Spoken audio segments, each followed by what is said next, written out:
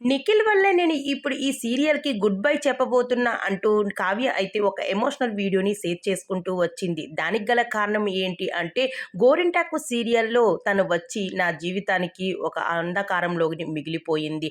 అలానే ఇప్పుడు మరోసారి ప్రశాంతంగా బ్రతుకుతున్నాను అనే టైంలో మళ్ళీ చిన్ని సీరియల్‌లోకి ఎంట్రీ ఇచ్చి మళ్ళీ నా జీవితాన్ని అంధకారంలోకి తొయ్యబోతున్నాడు అంటూ చాలా ఎమోషనల్ అవుతూ వచ్చేస్తూ వచ్చింది కావ్య. అయితే నిఖిల్ ఎంట్రీ ఇవ్వడంతో ఒక్కసారిగా షాక్ తిన్నదనే చెప్పాలి కావ్య. అయితే మరోసారి ఇలాంటి తప్పు జరగకూడదు. 'గోరింటాకు' సీరియల్‌లో నాకేదో తెలియని తప్పు మీద నీతో ఒక ప్రయాణం చేశాను. ఆ ప్రయాణానికి ఇక్కడితో ఫుల్ స్టాప్ పెట్టేశాను. ఇక నీతో ప్రయాణం అనేది ఈ జీవితంలో జరగనిది. అలాంటప్పుడు నేను నీతోని సీరియల్‌లో గూడా చేయడం చాలా వరకు కరెక్ట్ కాదు. అందుకే నువ్వు ఎలానో వెళ్ళిపోవు. నేనే అక్కడి నుంచి వెళ్ళిపోతా అంటూ చెప్పుకొచ్చేసింది. అయితే నీ జీవితంలో నుంచే వెళ్ళిపోయాను. సీరియల్ నుంచి వెళ్ళడం నాకు పెద్ద పనేమి కాదు.